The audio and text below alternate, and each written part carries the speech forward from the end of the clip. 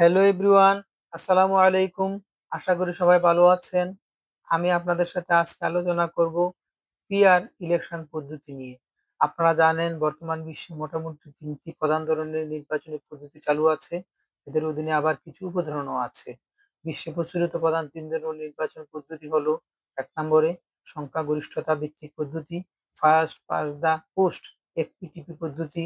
২ number হচ্ছে সংখ্যানুপাতিক পদ্ধতি, যার ইংরেজি নাম হচ্ছে প্রপোর্শনাল রিপ্রেজেন্টেশন, সংক্ষেপে পিআর সিস্টেম, যেটা আজকে আমাদের আলোচনার বিষয়।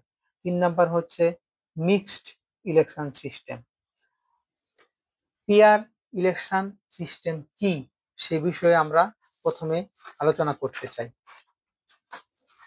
পিআর ইলেকশন সিস্টেম হলো এমন একটি পদ্ধতি যেখানে একটি রাজনৈতিক দল মোট যত শতাংশ ভোট পায় সংসদে ঠিক তত শতাংশ আসন পায়। উদাহরণস্বরূপ, কোনো নির্বাচনে যদি একটি দল ৩০% ভোট পায়, তাহলে মোট আসন সংখ্যার ৩০% আসনই তারা পাবে। এই ব্যবস্থায় প্রতিটি ভোট গুরুত্বপূর্ণ এবং ফলাফলকে প্রভাবিত করে। অন্যান্য প্রচলিত নির্বাচন ব্যবস্থায় প্রার্থীরা শুধু ভোট বেশি পেলেই নির্বাচিত হন, যেখানে সব ভোটের সমান বিবেচনা করা হয় না। কিন্তু আনুপাতিক প্রতিদ্বন্দ্বিতা ব্যবস্থায় দলের প্রাপ্ত ভোটের আনুপাতিক হারেই আসন বন্টন করা হয়। এর ফলে ছোট দলগুলো তাদের প্রাপ্য প্রতিনিধিত্ব পায় এবং ভোট নষ্ট হয় না। 1899 সালে প্রথম বেলজিয়ামে পিআর ইলেকশন পদ্ধতি চালু হয়। গণতান্ত্রিক 170টি দেশের মধ্যে 99টি দেশে পিআর পদ্ধতি চালু রয়েছে। ওআইসিডি-ভুক্ত 36টি দেশের মধ্যে প্রায় 25টি দেশে পিআর ইলেকশন পদ্ধতি চালু রয়েছে। উদাহরণস্বরূপ বলা যায়, ইসরায়েল, নরওয়ে, সুইডেন, দক্ষিণ আফ্রিকা, নেদারল্যান্ড ইত্যাদি দেশে পিআর ইলেকশন সিস্টেম চালু রয়েছে। পিআর নির্বাচন পদ্ধতির কিছু সুবিধা আলোচনা করা হলো। ন্যায্য প্রতিনিধিত্ব, ফেয়ার রিপ্রেজেন্টেশন, যে দল বা গোষ্ঠী যত শতাংশ ভোট পায় প্রায় তত শতাংশ আসন পায়, ফলে ছোট দলগুলো সংসদে প্রতিনিধিত্ব করতে পারে। ভোটের অপচয় কম হয়। এফপিটি পদ্ধতির মতো নয়, এখানে হেরে যাওয়া প্রার্থীর ভোট পুরোপুরি নষ্ট হয় না, সব ভোট মোট ফলাফলে প্রভাব ফেলে। বৈচিত্র্যময় সংসদ, নারী, সংখ্যালঘু বিভিন্ন সামাজিক গোষ্ঠীর প্রতিনিধিত্ব বৃদ্ধি পায়। জোট ও ঐক্যমত্য রাজনীতি বৃদ্ধি পায়। কোনো একক দলের আধিপত্য কমে, ফলে দলগুলোর মধ্যে সহযোগিতা ও সমঝোতার রাজনীতি বাড়ে। জনমতের প্রকৃত প্রতিফলন হয়। জাতীয়ভাবে জনগণের রাজনৈতিক মতামত সংসদে সঠিকভাবে প্রতিফলিত হয়। রাজনৈতিক স্থিতিশীলতা বজায় থাকে। পিআর পদ্ধতির কিছু অসুবিধাও রয়েছে, যেমন সরকার গঠনে জটিলতা, দুর্বল সরকার বা কোয়ালিশন সরকার, ফলে সরকার ব্যবস্থা যে কোনো মুহূর্তে ভেঙে যেতে পারে। ভোটার ও প্রার্থীর মধ্যে দূরত্ব সৃষ্টি হয়। ছোট দলের অতিরিক্ত প্রভাব বৃদ্ধি পায়। জটিল গণনা ও নির্বাচন প্রক্রিয়া, যার ফলশ্রুতিতে এটি বাস্তবায়ন করা কঠিন হয়ে পড়ে। আঞ্চলিক প্রতিনিধিত্বের অভাব থাকে, সিদ্ধান্ত গ্রহণে বিলম্ব হয়। পিআর পদ্ধতির কিছু প্রতিবন্ধকতাও রয়েছে, যেমন রাজনৈতিক অনিচ্ছা, প্রশাসনিক জটিলতা, নির্বাচন কমিশনের সক্ষমতা, জনগণের অজ্ঞতা ও অনভিজ্ঞতা, অর্থনৈতিক ব্যয়, আইনি কাঠামোর অভাব। পিআর পদ্ধতির প্রতিবন্ধকতা ও অসুবিধাসমূহ দূর করার বিভিন্ন উপায় রয়েছে, যেমন রাজনৈতিক সংস্কার ও ইচ্ছাশক্তি বৃদ্ধি। বড় বড় রাজনৈতিক দলগুলো সাধারণত পিআর পদ্ধতির বিরোধিতা করে। এর সমাধান করার জন্য রাজনৈতিক দলগুলোর মধ্যে সংলাপ ও ঐক্যমত্য তৈরি করতে হবে।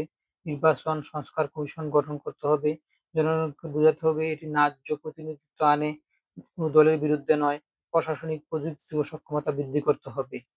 সমস্যা ২, ভোট গণনা ও আসন বন্টন জটিল, প্রশাসনিক প্রস্তুতি দুর্বল। সমাধান: আধুনিক ইলেকট্রনিক ভোটিং সিস্টেম ও কম্পিউটারাইজড আসন বন্টন সফটওয়্যার ব্যবহার করতে হবে। নির্বাচনী কর্মকর্তা ও কর্মচারীদের বিষয়ে প্রশিক্ষণ দিতে হবে। গণনা প্রক্রিয়ার স্বচ্ছতা ও পর্যবেক্ষণ নিশ্চিত করতে হবে। নির্বাচন কমিশনের ক্ষমতা ও দক্ষতা বৃদ্ধি করতে হবে। ৩ নম্বর সমস্যা, দুর্বল ও দল নির্ভর নির্বাচন কমিশন। সমাধান: নির্বাচন কমিশনকে স্বাধীন ও নিরপেক্ষ করতে হবে। আইন অনুযায়ী কমিশনের প্রযুক্তি, গবেষণা ও পর্যবেক্ষক বিভাগ শক্তিশালী করতে হবে। জনগণের সচেতনতা ও শিক্ষা বৃদ্ধি করতে হবে। সমস্যা ৪, ভোটাররা দলীয় ভোট ও আনুপাতিক বন্টনের ধারণা পুরোপুরি বোঝে না। সমাধান: গণমাধ্যম, বিদ্যালয় ও সামাজিক প্রচারণার মাধ্যমে নির্বাচনী শিক্ষা কার্যক্রম চালু করা। টিভি, রেডিও, সামাজিক মাধ্যমে পিয়ার পদ্ধতির সহজ ব্যাখ্যা ও অনুশীলন প্রচার করা, রাজনৈতিক সংস্কৃতির উন্নয়ন করা।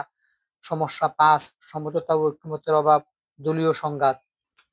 সংসদীয় গণতন্ত্রের প্রশিক্ষণ ও আলোচনা সংস্কৃতি গড়ে তোলা, জোট রাজনীতিকে স্থিতিশীল করতে নির্দিষ্ট নিয়ম ও সময়সীমা নির্ধারণ করা, আইন ও সাংবিধানিক সংস্কার করা। সমস্যা ৬, সংবিধান ও আইন এফপিটিপি অনুযায়ী তৈরি। সমাধান, সংবিধান সংশোধনী আইনে পিআর বা এমএমপি পদ্ধতি ব্যবস্থা করা, নতুন আইন অনুযায়ী আসন বন্টন তালিকা পদ্ধতি ভোট গণনার নিয়ম নির্ধারণ, অর্থনৈতিক ব্যয় নিয়ন্ত্রণ। সমস্যা ৭, নতুন প্রযুক্তি প্রশিক্ষণে ব্যয় বৃদ্ধি, আন্তর্জাতিক সহযোগিতা যেমন ইউএনডিপি ইলেকশন অ্যাসিস্ট্যান্স প্রোগ্রাম নেওয়া, প্রথমে আংশিক বা ধাপে ধাপে বাস্তবায়ন করা যেতে পারে যাতে খরচ কম হয়। সংক্ষেপে বলা যায়, পিআর পদ্ধতির প্রতিবন্ধকতা ও সুবিধা দূর করতে হলে রাজনৈতিক সদিচ্ছা, প্রশাসনিক প্রস্তুতি, জনগণের শিক্ষা ও আইনি সংস্কার একযোগে প্রয়োগ করতে হবে। বর্তমান সরকারের অধীনে ২০২৬ সালে পিআর পদ্ধতিতে নির্বাচন সম্ভব কিনা সেই বিষয়ে এখন আমি আলোকপাত করতে চাই। বর্তমান অবস্থা ও রাজনৈতিক পরিবেশ। আইন ও সংবিধানে পিআর নেই। এ কারণে আইন এবং সংবিধান সংশোধন করে পিআর পদ্ধতিতে নির্বাচন করা যায় সে ব্যবস্থা করতে হবে। নির্বাচন কমিশনের দৃষ্টিভঙ্গি। নির্বাচন কমিশন থেকে বলা হচ্ছে যে এখন কোনোভাবেই পিআর পদ্ধতিতে ইলেকশন করা সম্ভব নয়। সে কারণে তাদেরকে মনোভাব পাল্টাতে হবে এবং সার্বিকভাবে চেষ্টা করতে হবে।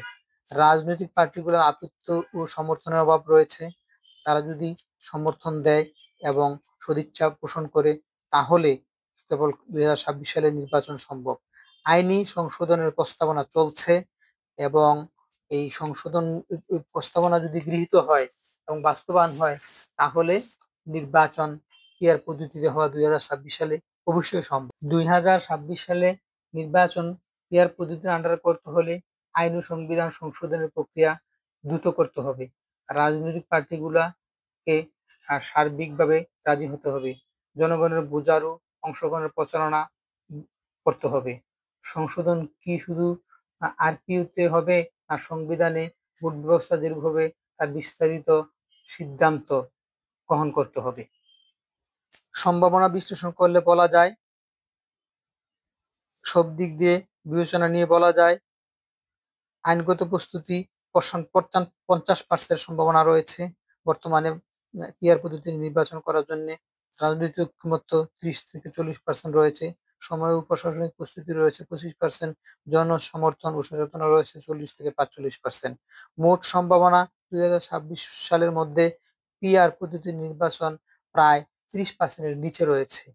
এই সম্ভাবনাকে 100% বা ১০০%-এ রূপান্তর করতে হলে যদি সবগুলো রাজনৈতিক দল এগিয়ে আসে, দেশের জনগণ চায় এবং সচেতন হয় তাহলেই কেবল ২০২৬ সালে পিআর পদ্ধতিতে নির্বাচন করা সম্ভব। বাংলাদেশ একটি মুসলিম প্রধান দেশ, তাই এখানে ইসলামী শরিয়ার ভিত্তিতে কোন ধরনের নির্বাচন সর্বাধিক গ্রহণযোগ্য সে বিষয়ে আলোচনা করা দরকার। আমরা দেখেছি ৩ ধরনের নির্বাচনী পদ্ধতি সারা বিশ্বে বর্তমানে চালু রয়েছে। এই প্রধান ৩ ধরনের নির্বাচনী পদ্ধতির মধ্যে সবচেয়ে গ্রহণযোগ্য হলো ইসলামের দৃষ্টিতে পিআর ইলেকশন পদ্ধতি।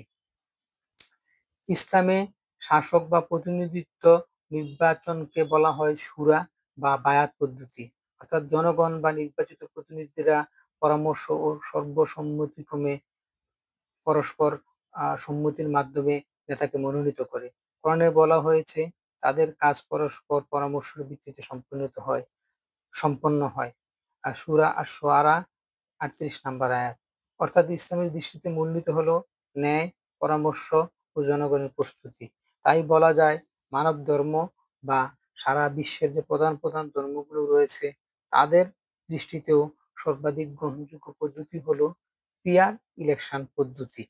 কারণ প্রত্যেক ভোটের মূল্য সমান, সংখ্যালঘুদেরও প্রতিনিধিত্ব থাকে, ন্যায় ও পরামর্শ মূলনীতি শুরা বাস্তবায়িত হয়।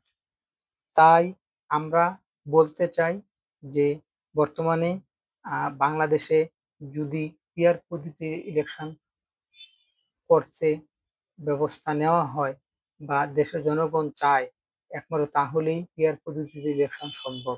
সকল বাধা দূর করে দেশের জনগণের ঐক্যমতের ভিত্তিতে পিয়ার পদ্ধতি এদেশে চালু করা সম্ভব। আপনারা দেখেছেন, যদি দেশের মধ্যে সঠিক পদ্ধতিতে নির্বাচিত না হয়ে সঠিক লোক সংসদে না আসে, তাহলে ব্যাংকিং, আর্থিক এবং ব্যবসায়িক খাতে অনিয়ম, লুণ্ঠন, দুর্নীতি, চাঁদাবাজি, সন্ত্রাস চলতে থাকে। আপনারা দেখেছেন বিগত সরকারের আমলগুলাতে কেবলমাত্র তাদের লুণ্ঠনের ফলেই ব্যাংকিং এবং আর্থিক খাতে বর্তমানে মার্জার হতে চলেছে। এই কারণেই আমি মার্জারের উপরেও একটি ভিডিও আমার চ্যানেলে দিয়েছি, আপনারা প্রয়োজনে সেটি দেখে নিতে পারেন। আজকে এ পর্যন্তই। ভালো থাকুন, সুস্থ থাকুন, আবার কথা হবে। আমি আপনাদের জন্য যেন আরো গুরুত্বপূর্ণ বিষয় নিয়ে আলোচনা করতে পারি, সে কারণে আমাকে শেয়ার করুন, সাপোর্ট করুন, সাবস্ক্রাইব করুন, লাইক করুন। আল্লাহ হাফেজ। আসসালামু আলাইকুম।